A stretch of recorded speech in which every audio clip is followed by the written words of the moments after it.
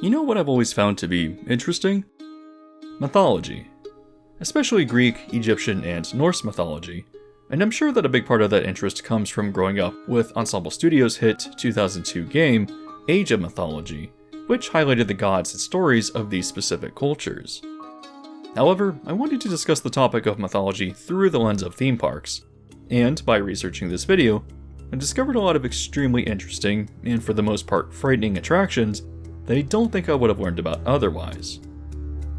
You might recall that in 2022, I produced a ridiculous video where I covered a variety of Christian theme parks, and then the following year, I followed it up with another video where I looked at religious parks more broadly, covering not only more Christianity, but also Judaism, Buddhism, and Taoism.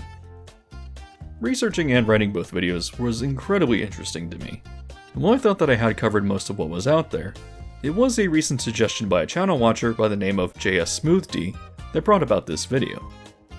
When I asked my community for video suggestions, they replied, "You should do mythology and theme parks.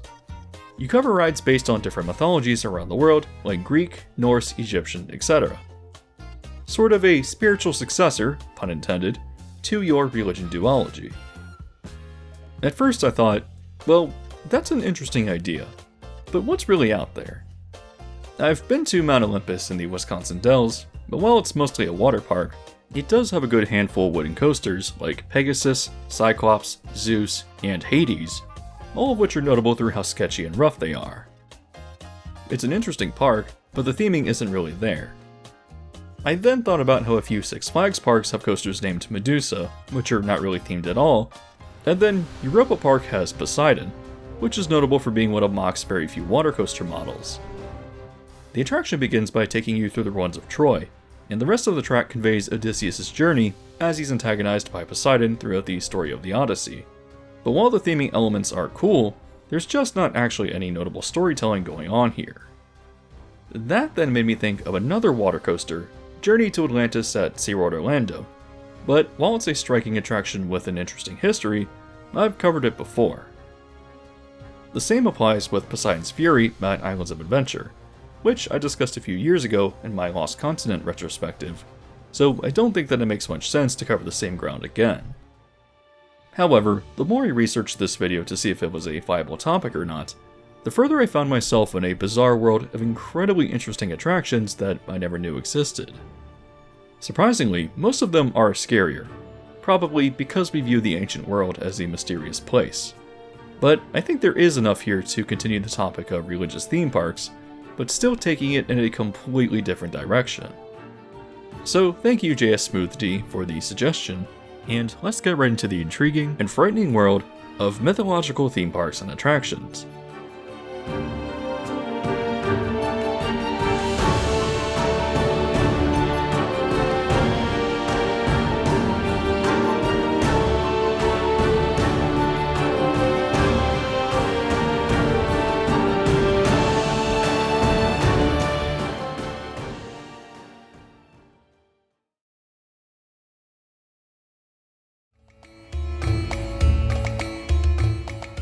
Hey, just a quick favor, but researching and writing videos takes a lot of time. So if you'd like to support the channel, you can easily help me out by just leaving a like. If I asked you to think about a dark ride based around Egyptian mythology, then what's the first thing that comes to mind? I think for most people, they'll probably think of Revenge of the Mummy from the Universal parks, and while technically roller coasters, they have enough dark ride elements that I can still see them falling into this category for most people. Are they necessarily mythological rides, though? They're based, of course, on the 1999 version of The Mummy, which incorporates mystical and mythological aspects into the supernatural elements of the film. So yeah, I would say that any version of this ride might fall under the mythology attraction umbrella. While there are key differences in ride design between the three versions in California, Florida, and Singapore, they loosely follow a story about film production gone wrong, where the cursed undead mummy of a former priest, Imhotep, picks off the film crew. If you're watching, I'm sure that you know at least one version of this ride pretty well, so I won't discuss its details, but I thought it was worth a mention to reinforce the theme of the video. Moving into an attraction that you've probably never seen or heard about though, I think that it would be interesting to return to Sui Teen. if you've watched my religious theme parks video, then you might recall that Suy Tien is a Vietnamese theme park themed to Buddhism located in Ho Chi Minh City.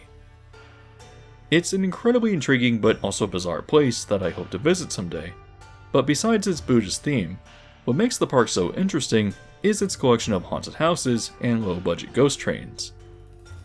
Previously, I briefly mentioned the Egyptian-themed dark ride here, but since we're now discussing mythology, I thought it would be interesting to return and really see what it entails.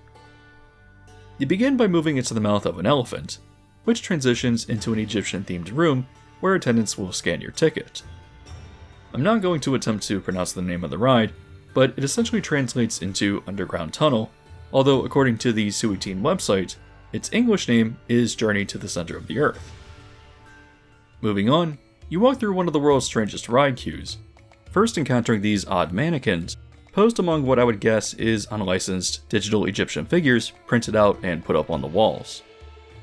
Continuing, you walk through the world's most depressing hallway, and at its end, you encounter more digital prints.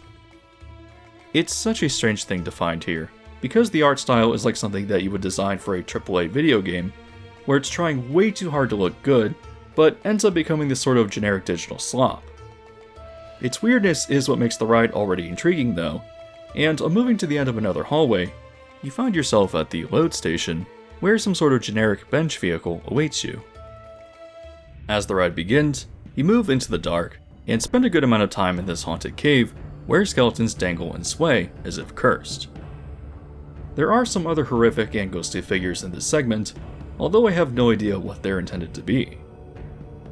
Moving on, the vehicle travels into what appears to be an Egyptian treasure chamber, which lights up and entices riders with gold. Moving into another part of the tomb, I think the ride intends to convey that you're here to steal the treasure, and because of your transgression, you're suddenly attacked by mummies which pop up from the side. Another jump scare mummy swings down from the ceiling and almost hits riders, and then moving on, you stop in the darkness. It's difficult to tell what occurs next as you hear a demonic laugh, but the ride vehicle either suddenly takes off or potentially falls down a short dip in the track, startling riders and bringing them into what I believe is the Duat, the ancient Egyptian conception of the underworld. Off to the side, horrific figures torment the people who have fallen into this realm, and the ride then abruptly concludes, bringing you back to the unload station. It's a relatively short experience, but what makes it interesting is that I don't even believe it's necessarily related to Egyptian mythology. The other scarier attractions of Suy Tien are based on Buddhist conceptions of hell, which themselves are derived from older Chinese mythology. While Underground Tunnel may have an Egyptian theme on its surface, I do get the impression that from its strange creatures in the beginning and the scenes of torture in the afterlife, that this is actually not an attraction based on Egyptian mythology so much as Chinese mythology, or possibly the Buddhist conception of hell. In the same way that Revenge of the Mummy takes the ancient Egyptian theme and interprets it through an American lens, in this case Hollywood movie making, Underground Tunnel is I think intended to be understood by its Vietnamese audience as another Buddhist hell ride, but just done with an Egyptian flavor. That may or may not be true, as I can't understand the dialogue of the attraction, and there's very little information online about what it's intended to be, but judging the content from other attractions around the park, and from what I previously covered elsewhere throughout East Asia, I think that this is a pretty safe assumption, resulting in a very unique and intriguing ride.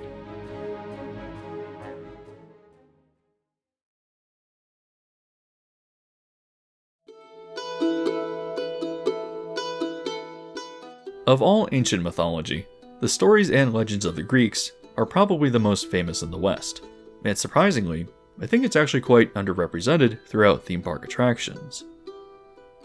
There are certainly notable Atlantis-themed attractions with Journey to Atlantis and Poseidon's Fury, but why isn't Greece represented more broadly?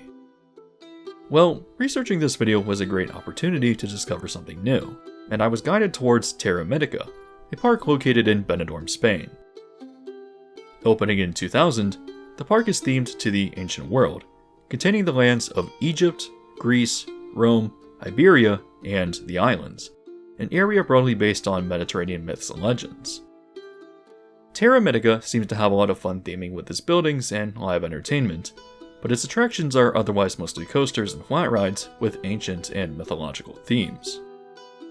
This is fine, and it certainly seems like an interesting park if this was all that it offered, but it does have one single dark ride that stands out as notably enthralling. In English, the ride is known as the Labyrinth of the Minotaur, and is an interactive shooting attraction developed by Sally Dark Rides. That seems like a weird ride system for the subject matter, but the ride vehicles are intended to be chariots, with its laser shooting devices being described as magical crossbows. The attraction first has you entering the Palace of Knossos, where you'll make your way through various trials and encounter the terrifying Minotaur. That said, despite the theme, I don't believe that the ride follows the story of Theseus, and is instead an amalgamation of different myths, showing you different monsters with light-up targets to aim towards. The ride begins as you move through the palace doors and through what I believe is a forest among ancient ruins. It's quiet, eerie, and builds a sense of mystery as you travel through the dark space. From out of nowhere, the screams of the Hydra reveal your first encounter, as you become entangled among its 7 heads, and escaping into the darkness, boulders tumble down around you. A little dog is heard whining out of fear, and as you turn the corner, you quickly encounter the ferocious Nemean lion. The ride provides a small bit of respite as you enter another cave and hear a jolly tune played by an ancient flute. As you turn the corner, you witness a woman who is playing the instrument, but with a sudden loud neigh, she and the riders are attacked by a pack of centaurs. Escaping, riders travel quietly through the forest for a bit, but then, after an agitated rumble, they stumble across an aggravated dragon. Moving next past an owl and ruins with rats scattered everywhere, the vehicle travels into the darkness, where the loud, thunderous barks of dogs can be heard. Looking up, riders encounter Cerberus, the 3-headed dog that guards Hades, and I love the almost grimy fur texture on the figure, providing a sense of visceral peculiarity. Moving off into the darkness, the riders now enter a stone structure, finding themselves in a nest of nasty harpies that they then have to fend against. Moving further in, there's a stairway with a clever collapsing skeleton effect, and turning to the right, riders confront a monstrous spider woman. After a bit of quiet but ominous movement around the ruins, the ride vehicle is ambushed by 2-headed bandits who attack from the side and above, startling riders and sending them out again into the darkness. Through another quiet moment, an ancient musical piece plays as the magical caves illuminate, and the vehicle turns to face what I believe is a treasure room. Moving on, and quietly throughout the maze, riders are surprised and encounter pterodactyls who dive towards the vehicle, and moving on again into the darkness, they catch a brief glimpse of some monstrous cephalopod. Hearing the pained wails of a woman, the vehicle is now passed by what I believe is the monster Cetus, who has swallowed Andromeda as she screams for help. As you move further into the labyrinth, tense music begins to play, and riders look up into a mirrored room, conveying a sense of how easy it is to get lost. Riders then move into the finale, a circular room where the Minotaur moves around chamber to chamber, finally attacking the vehicle in this admittedly anticlimactic scene, because from here, the vehicle turns and moves into the unload station. Unfortunately, while I would have liked the Minotaur to take on a bigger role in the ride other than its brief scene at the end, I still think that the attraction is really interesting. Perhaps titling it The Labyrinth of the Minotaur is a bit misleading, since the labyrinth includes so many other stories and monsters, but it's easy to forgive because it's such an intriguing and atmospheric ride. Disney and Universal parks have a lot of very technologically impressive rides, but while they're interesting for what they are, they almost have a little too much polish sometimes. There's something about a ride like The Labyrinth of the Minotaur with its grimy fur, its echoing ride track, and its stiff but disconcerting monsters that evokes a visceral atmosphere that has its own charm. If you're not really a theme park person who craves the sense of atmosphere that is provoked through more rudimentary rides like this, then this might sound like a crazy claim to make, but this is legitimately one of the coolest rides I've ever seen. It's old, and is certainly not flashy or technologically advanced, but this is exactly what I find interesting about themed experiences. It conveys that sense of mystery and almost fear of the monsters from the stories of the ancient world, and is, I think, a great example of Greek mythology brought to the theme park medium.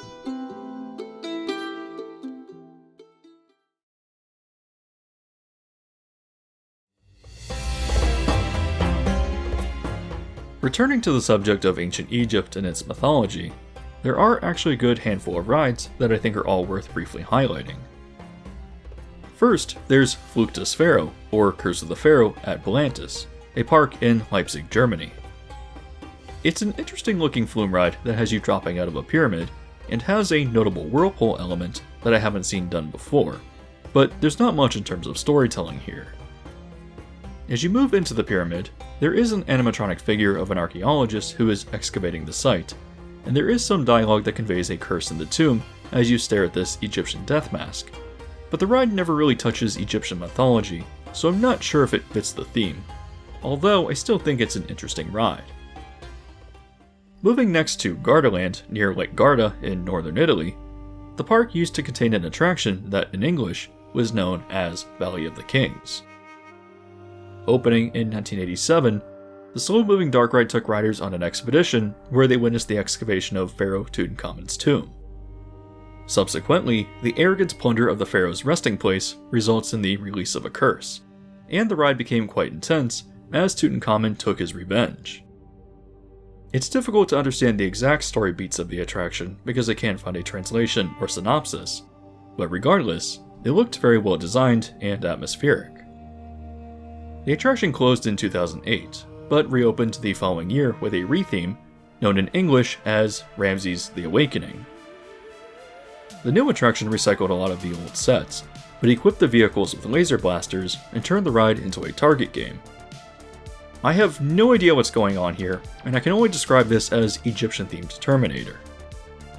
It's certainly no longer a ride concerned with mythology, but it's undoubtedly unique. Unfortunately, this attraction closed in 2020 and was replaced in 2022 with a Jumanji-themed dark ride. Moving over to South Korea, Lotte World is a large entertainment complex in Seoul that also happens to contain an indoor theme park. It looks interesting on its own, but I want to highlight an attraction known as Pharaoh's Fury, which opened in 2005. The ride begins by moving through the chambers of an Egyptian tomb, and if you thought that this looks incredibly similar to any of Disney's Indiana Jones dark rides, then yes, that was clearly inspiration for this. What's interesting isn't just its theme, but that it also occasionally emerges out into the indoor section of the park, which breaks the immersion, but is still very cool. The story of Pharaoh's Fury is, like with Valley of the Kings, not entirely clear to me, but essentially, just like Indiana Jones, it takes you through a series of traps, tying it all together through what I believe is the Curse of a Pharaoh. I thought about not including the ride because it's more temple traps than actual mythology, but there's a little bit here, so I think it counts. The last attraction, or at least the last one themed to Egyptian mythology that I want to cover, is at Walibi, Belgium. Known as the Challenge of Tutankhamun, this opened in 2003, and like with the Labyrinth of the Minotaur, is another interactive Sally Dark Rides shooting attraction. The story of the ride is that an archaeologist, Xavier Gaudet, has discovered a 3,000-year-old map that leads to Tutankhamun's resting place. Against the advice of a mystical seer, visitors enter the tomb and encounter an army of monsters, which were the result of a curse invoked by the Egyptian god Set. This makes the ride the most directly inspired from Egyptian mythology that I've covered, especially as Set himself appears as an animatronic. Strangely enough, the attraction also has a figure of Cerberus that appears to be almost identical to the version seen in the Labyrinth of the Minotaur, but just with some Egyptian dressing. The content of the ride mostly takes you from room to room, shooting down mummies or other abhorrent creatures, but it's still well executed with interesting figures and effects. It looks to be very atmospheric. Before wrapping up Egypt, I do want to highlight two rides that I think people might mention in the comments, but I don't feel necessarily fit the theme of the video. First, at Legoland Florida, there is another Sally Dark Ride shooter known as Lost Kingdom Adventure. While it does take place in an Egyptian tomb, it doesn't have a mythological aspect to it, instead chronicling the adventure of Johnny Thunder as he and his crew fight off the dastardly Sam Sinister. The other attraction I want to mention is Terror Tomb, a defunct dark ride that used to be located at Chessington World of Adventures. I think that this one in particular will be mentioned because it does have some Egyptian-inspired elements in it, but the dark ride is otherwise a generic temple, And as cool as it is, the undead metal concert at the end is just pure camp, and not mythology.